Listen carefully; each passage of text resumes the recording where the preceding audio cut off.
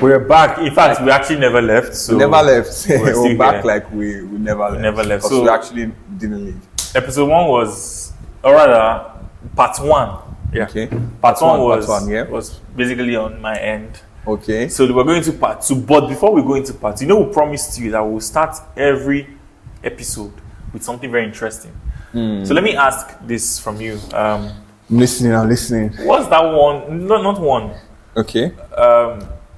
What are the shocking things that you have experienced since moving to Abuja? Like, what are the things that are different from where you're from? And it's just a culture. The cultural difference and the rest. Okay. Number one will be not really cultural difference. First is the road network. And everywhere is so far from everywhere, but like the road is so good that you don't notice it and you get used to it, and Yeah. you barely see traffic. You barely see traffic. So if you're to get to somewhere in 15 minutes according to the map, if you're a fast driver, you can get there in like 13. You can shave off 2 minutes from there. Yeah. And that is something you don't often see in other states. When I mean other states, I mean Lagos and Warri also. And Where it does not have traffic now, it's just bad road. bad roads. Bad roads would add extra 2 minutes to that. Actually, You understand? real. So then another cultural difference is the I would say let's say how people relate with one another, and everybody here thinks everybody here has opportunities for them. So it's more like networking everywhere you go, Yeah, and it's crazy because It sucks out the fun, Shambo. yeah, it sucks at the phone. So I don't know if I made this story in the last episode. I was in my tailor shop, and it's quite like a production house plus like a boutique, but it's a tailor that runs the shop. So the man walked in, and I saw the CEO of the tailor, whatever, his wife, which she also works for the brand too. So she was like trying to even pair me and the man that just came in together, like try and network us together. She was trying to like make us react to each other's because we're in the same business, and this will lead into what I do, but like we're into the same business. So the guy is into hospitality, and he owns one of these popular restaurants in Wuse. Oh, And nice. the lady knows I am into hospitality, and I'm partnered with one of the popular restaurants also in Abuja. So she was trying to she wanted to watch us connect. Okay. So I was seeing her go the extra mile to make us have a conversation. And one thing I also noticed is the man was open to it, but he was looking for a reason. So he started talking about something that it made sense. So I was looking for a way to, okay, if this lady wants us to connect real bad, let's give her a show. So he started talking about why there is not so much money in the economy. So he was talking about, okay, if the government is to release like a budget of 100 billion for this year, going into this year, as per jobs for the constituencies to grow better. They should let at least 30% be free bids. Like a contractor can just, without experience, not really without experience, but like without knowing anybody, without lobbying, without doing anything, they should just be able to get those contracts, execute them, so that they can use the money in the system. Yeah. So, because imagine now, let's say there's 100 billion naira worth of jobs in total, and two individuals split it into themselves, 50-50, 50 billion, 50 billion. They use it to buy properties. And who they bought those properties for is using those money to pay school fees for their children and their children abroad. Yeah. That money is leaving the country, and the other one is being tied, and they don't stay in those houses. True. So the money is not flowing. So if they let that money flow into different contractors everywhere, that money I would carry it, individuals that would get those jobs will carry that money, use it to put back into the system, patronize the whole, and the currency money will do what it's supposed to do, flow, because it's currency. It's currency. It's supposed to move. You understand? So he was talking about it, and I saw sense into it. But I was like, okay, but I would like to object to you though.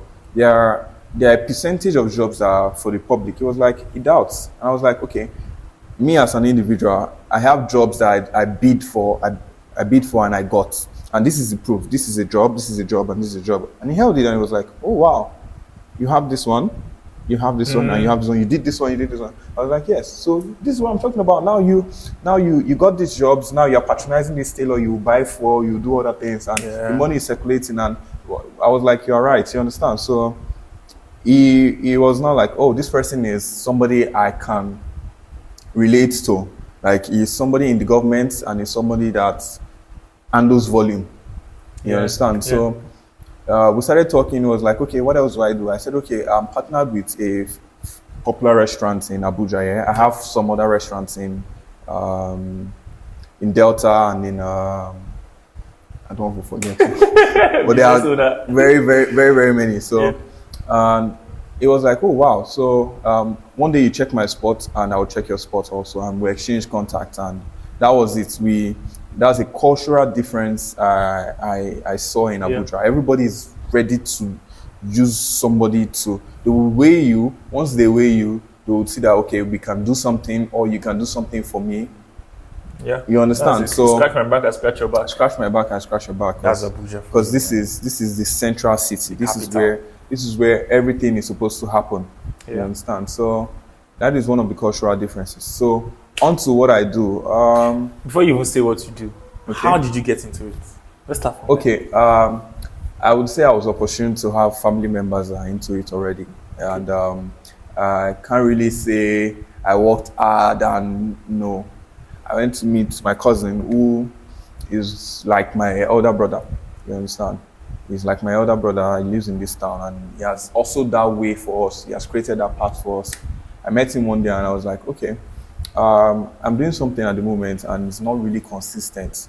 I have some cash, and I'm ready to move forward into something that is more stable and more consistent. And he was like, okay, this is what I do. You see me, you know my friends that also do this thing. So the thing is, are you ready for it? I was like, yes, I'm fully ready. And I was like, okay, the first thing you're going to do, you have to register your company. You have to have a company that has been up for like a year.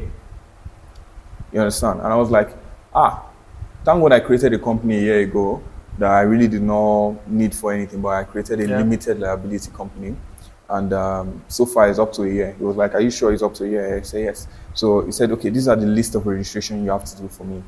I was like, I don't know how to go about this. He was like, okay, no problem. I'll send you a contact of somebody and they will have you registered for all these things. So it was ITF, it was Pencom, so many of all those things. NSITF. so many. Till date, I just pay for them. The government will eat your money, but you need to pay. Yeah, I just renewed my paper. Till date now, I just renewed my papers, and then I did every registration and registered under everything. So at this point, so I started small, and I was just dropping my brother was using my company for open bids. He would drop it, he use it as a backup to, like, where he's dropping his company, he put mine also to see if he doesn't get it, maybe I might get it. So that was how I was working there in the first year. Second year, where whenever he uses my company, I have my percentage.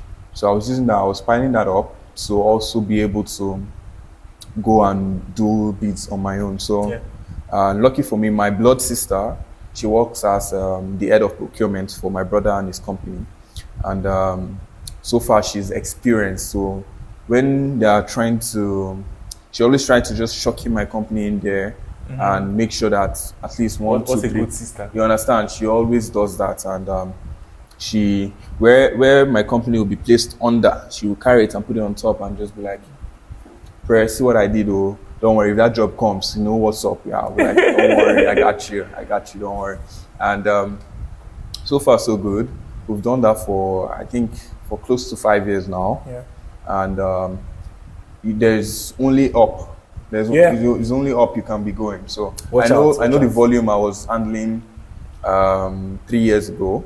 I know the volume I'm handling now. I know the alerts I was receiving then. Then it was just like, I wouldn't call it peanuts, but like it's small compared You to can the see the number. growth. Yeah, I can see the growth. Like, and it's amazing that I get to participate in helping people because it's the government trying to reach out. So there are different type of jobs here. There is Yeah. outreach, there is construction, there is supply, there is solar, and there is so many others. So let me explain outreach real quick.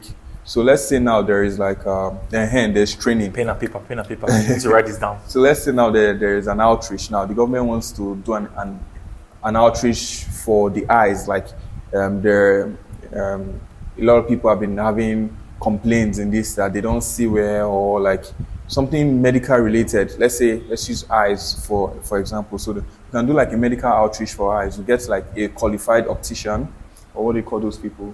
Optician, Opticians. no. Yeah, okay. I try. Thank God. So yeah, we get like a qualified one. Then they'll bring like a team. Then we'll go to the constituency. We gather around the people that would need this Yeah. eye, whatever. Then also, it's not limited to people with eye problems. There are a lot of times where people don't even know they have eye defects. Like me, I do have an eye defect, but You understand. Go and get glasses. I just a stubborn, you understand? So you gather around like thousands, 500 thereabouts, and we start checking their eyes, giving them, administering them eye drops, Yeah. doing many, showing them, teaching them how to take care of their eyes, and it's so nice that you get to participate in all those things. Then supply. So the last job I did was in supply. There was a school that needed computers, laptop computers, and we supplied a number of laptops to them, and your company did that, or my company did that, which is mind blowing that you get to empower Yeah. people through the government. The government, yeah. So it's a wonderful thing. Then there are solar street lights. If you notice, sometimes there are some streets you just see one day you just see street lights and it's always on. Now we they do them. You understand? It's what we Yeah. do. We look for those type of jobs and we do them. Then there is training.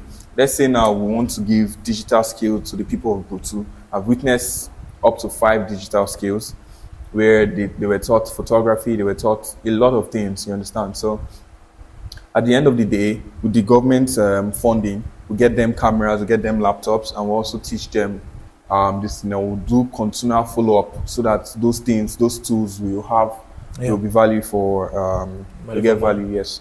So, and it's a thing of joy that we get to execute those jobs and we get paid, you understand? So, being a contractor, you're exposed to a lot of cash. When I Yeah. mean a lot of cash, you get cash flow. So at some point, I met these people because I also do content creating at the side.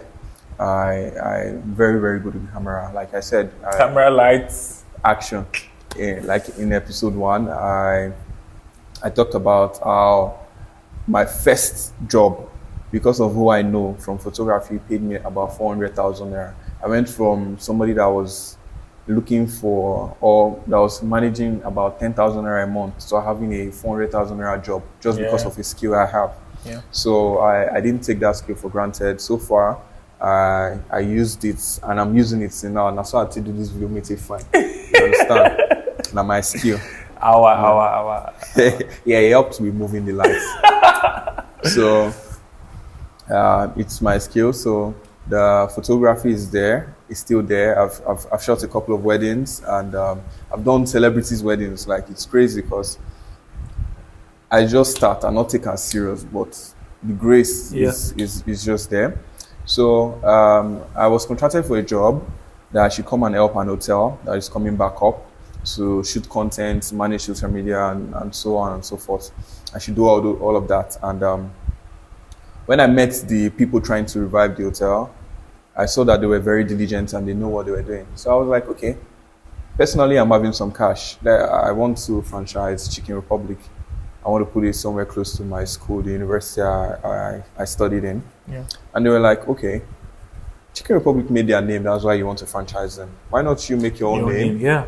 Then people try to franchise you. And I was like, are you sure I can pull it up? They were like, we'll pull it up for you.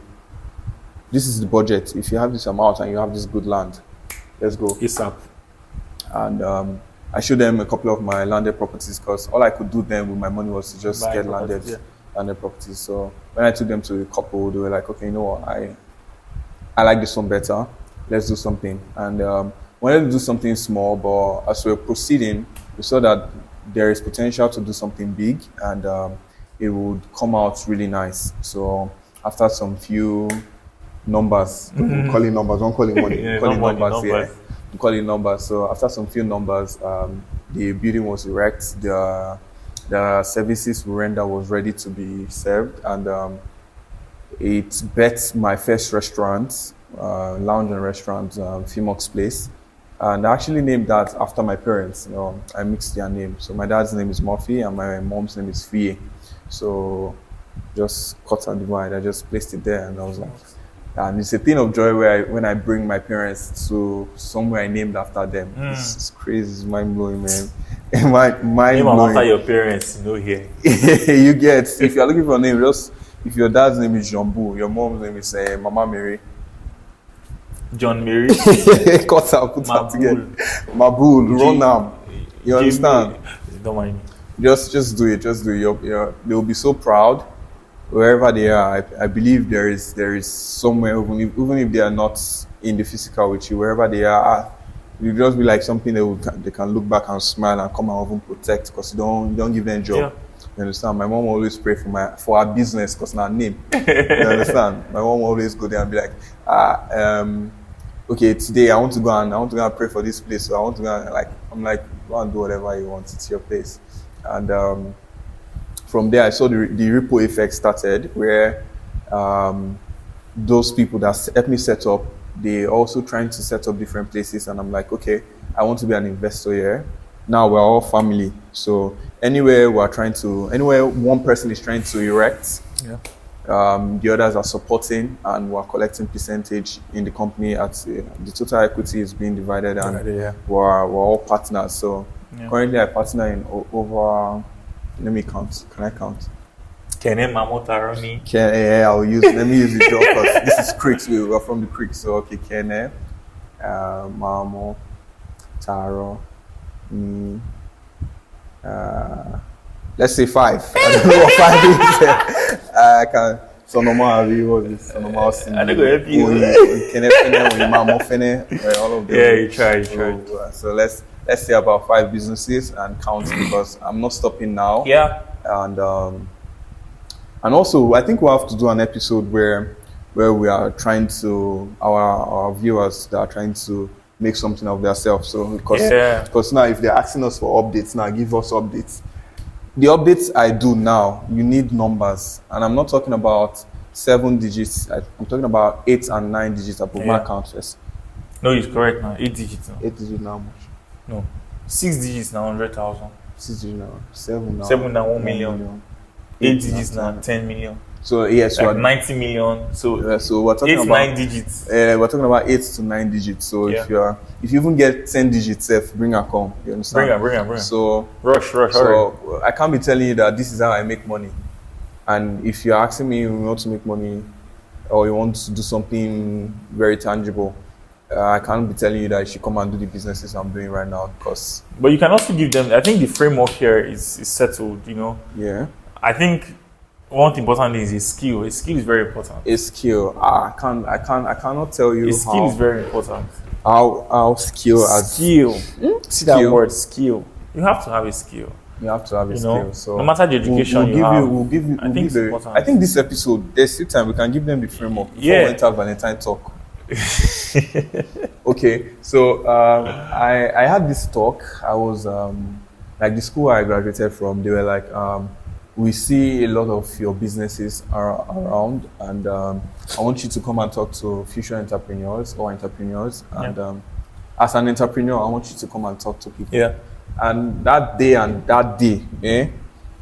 thought about it. I wanted to say no, but I was like, wow, I need to start learning these things, because one day I will be to me.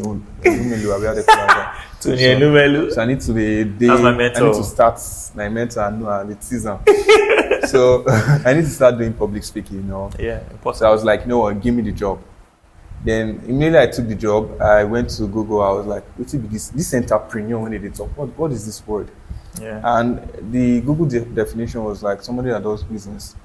And I was like, okay, let me work something around that. So there I went to give the speech or give the talk. I was like, when I googled the definition of entrepreneur, it says somebody that does business, and I'm very sure all of you here do business in one form or the other. So we're all entrepreneurs. We're all entrepreneurs. So why am I here talking to you guys, and you guys are here listening to me? Okay, good. The simplest thing, or what set the tone of difference between me and you guys, is how we would invest our money in the right way. So basically, how I would invest in millionaire would be very different from how they would invest in millionaire. So I can use a millionaire, I can use a millionaire now for conversation starters. Yeah. And you as a starting entrepreneur, if you try and you're wasting your time and your resources. Yeah. You understand? I can use a millionaire now and get a very nice perfume that somebody will be like, oh, I like, what are you wearing? Or not even what are you wearing? Most of the time, people know these things. They'll be like, oh, you're wearing Louis Vuitton Imagination. Yeah. And you'll be like, yeah, sure. How do you know? Oh, so I used to use a couple of Louis Vuitton. And you say, oh, wow, that's nice. So what do you do, sir? And they'll be like, oh, I'm into oil and gas. Oh, wow, that's good. I'm into oil and gas. So what industry in the oil and gas? Oh, I'm in security. That's nice. I have a vessel that's about to go, and I was looking for security boats to accompany them. Are you sure? Can you arrange one for me? They'll be like, I can arrange 10 for you. I'm like, business has been done. Yeah, it's true. I invested in that perfume. Yeah. Or I can take 10 million naira and go get a not me, somebody that is a far. Can take 10 million naira and get a good wristwatch. And somebody will look at my hand, and I walk into their office and I drop a proposal that I need a blah, blah, blah, blah, blah, and my pay is 2 million naira. And you look at my wrist and you be like, yes, his pay is really 2 million naira because of what is on his wrist, you understand? So I made them understand that investment comes in very different ways. Yeah. And it's tailored to where you are in life, you understand? So right off the back, I was telling them that as starting entrepreneurs, you shouldn't look at product businesses. Or if you want to go into a business that would make you not spend so much, you go into service. So a product-based business can revenue 100 million naira, and your profit in a year, 100 million naira a year, and your profit that year will be nothing. You're owing because you have to put that same money back into the business. And inflation skyrocket prices of goods. Let me also bust your head. Once you've done that number, you are owing at least 20% of that to tax. Yeah. So you are owing 20% of that money right off your pocket. You have to bring out that money and put in that business back. But a lot of people will confuse it for you making 100 million naira. You made 100 million naira, but your take home is nothing. That's your first year. Calm down. Zero. So zero. So a service-based business. Let me bust your head. Let's say you're washing cars. Yeah. And you can do 1,000 naira and you wash about 20 cars a day. That's 20,000 naira. 20,000 naira times 30 days. Let's say 30 days you are active. 600,000. That's 600,000 naira. 600 times 12. That's 7.2 million. That's 7.2 million. I'm not saying that you can make 7.2 million naira from washing cars. I didn't say you can. No, you can. You can. You actually can. But don't take the advice from us. I'm not saying you should go and open a car wash, but so at the end of the day, let's say the highest thing you're buying is your soap. Yeah.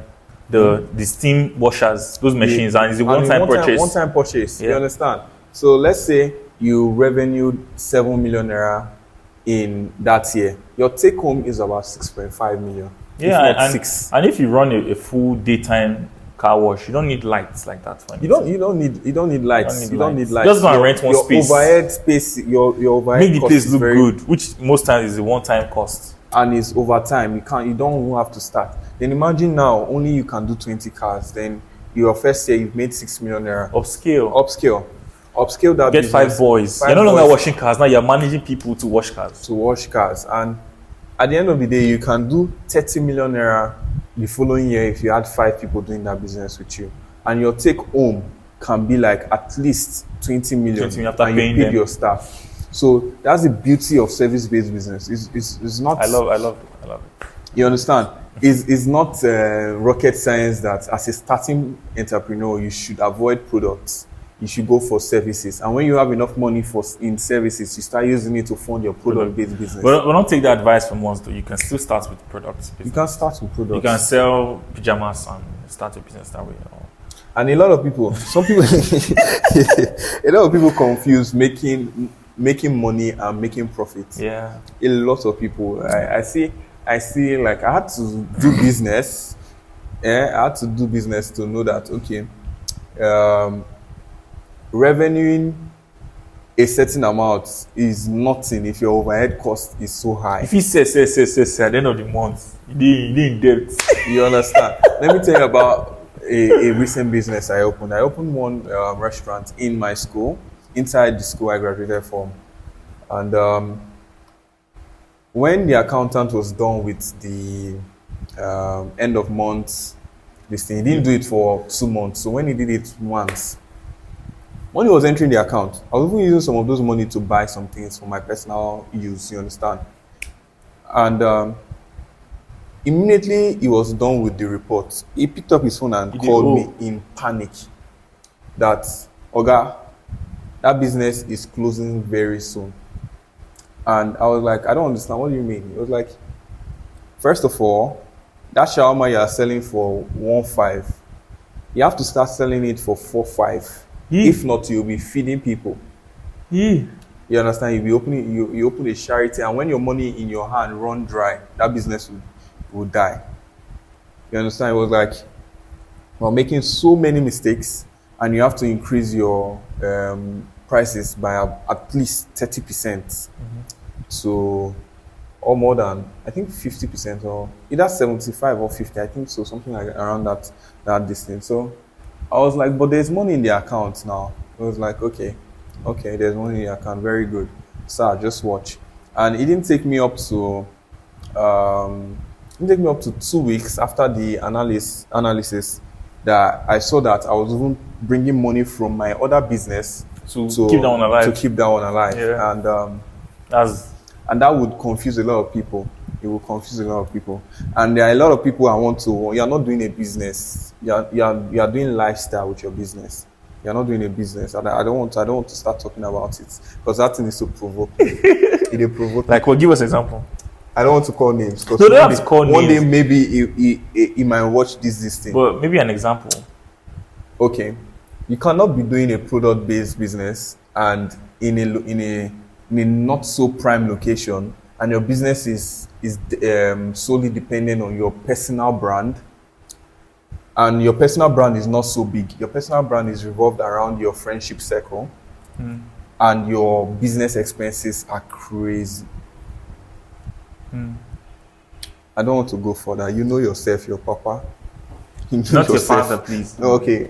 We don't do that here. Also, we don't do that here. We don't do that here. Okay, so it's actually very painful because I say it's not nice.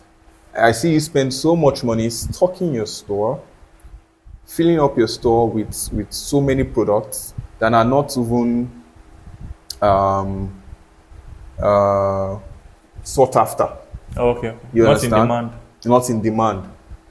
Then the small things that are in demands, your profit margin is not up to 30%, and your overhead cost is crazy. You have like 6 staffs or 7 staff. So I don't when I talk about business, I get very emotional because a lot of people are doing it wrong, and it's only a matter of time that other thing that is fueling that is giving you money stop. You want to now fall back to you have to now fall back to your business. You have to now fall back to your business, and that business now, when you are falling back to that business, you are crumbling that business, and you and that business will fall. Everywhere good. Everywhere good. So all right. I think we'll do Q&A business. Yeah, we need to. So that people ask their business send out questions. a link. We use the content. So we're going to send out a link immediately after this episode because, to be honest, this episode and small of the one before and this one has been sort of, should we call it a free MBA course Free MBA course. Yes. So I'm doing a free lecture course. Even for me, I've learned a lot. So we are going to Yeah. give you guys value for being here. We're not just Gen Zs coming with a podcast to just come and be This is spreading beyond the creeks. beyond the creeks. And there's so much more beyond the creeks that you need what, to know. what would you? Hey, is there a way to off mic? Okay.